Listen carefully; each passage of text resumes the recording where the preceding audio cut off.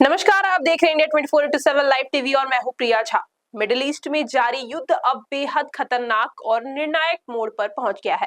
28 फरवरी को ईरान के सर्वोच्च नेता अयातुल्ला अली खामेनी की मौत के बाद शुरू हुआ यह संघर्ष अब 11वें दिन में प्रवेश कर चुका है। अमेरिका और इजराइल के हमले के बाद ईरान ने पूरे मिडिल ईस्ट में जवाबी कार्रवाई तेज कर दी है।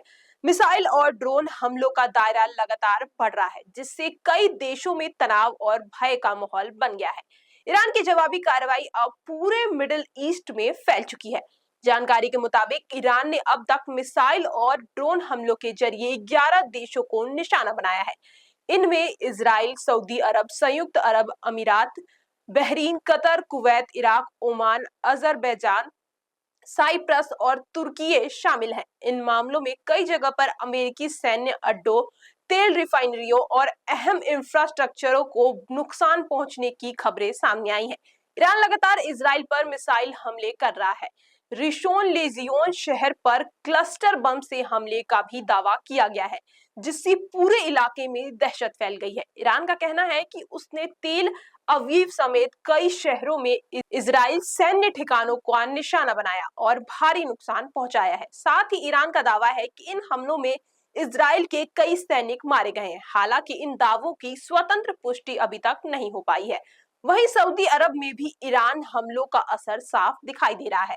सरकारी तेल कंपनी सऊदी अरामको को अपनी राज तनूरा रिफाइनरी में उत्पादन अस्थायी रूप से रोकना पड़ रहा है। सऊदी एयर डिफेंस ने शाइबा ऑयल फील्ड की ओर से बढ़ रहे 4 ड्रोन मार गिराने का दावा किया है।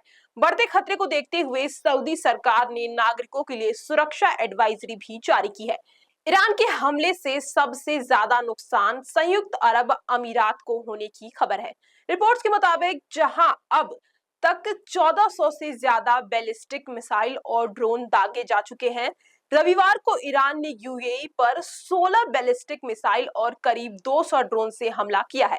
इससे पहले दुबई एयरपोर्ट के पास धमाके और अमेरिकी कॉन्सुलेट के बाहर ड्रोन हमले की घटनाओं से पूरे इलाके में अफरा तफरी मच गई है। बहरीन में भी लगातार ड्रोन हमलों की खबर सामने आ रही है।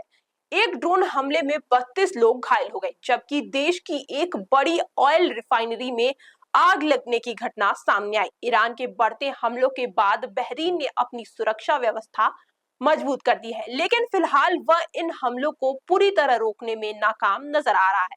वहीं कतर में मौजूद अमेरिका का सबसे बड़ा सैन्य अड्डा अल उदीद एयरबेस भी ईरान के निशाने पर रहा।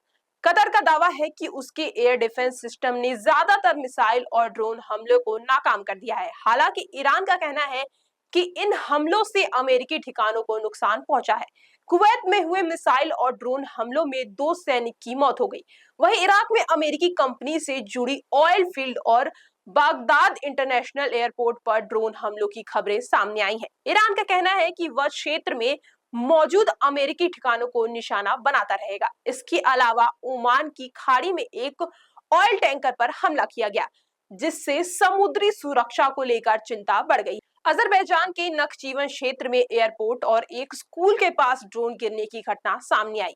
वहीं साइप्रस में मौजूद ब्रिटिश एयरबेस को भी ड्रोन से निशाना बनाने का दावा किया गया है।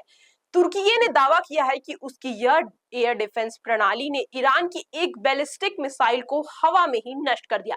लगातार बढ़ते इन हमलों के बाद पूरे मिडिल ईस्ट में हाई अलर्ट घोषित कर दिया है और कई देशों ने अपने एयर डिफेंस सिस्टम को पूरी तरह सक्रिय कर दिया है।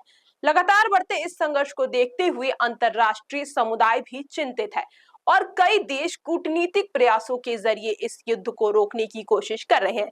हालांकि फिलहाल हालात शांत होते नजर नहीं आ रहे और मिडिल ईस्ट में तनाव चरम पर बना हुआ है।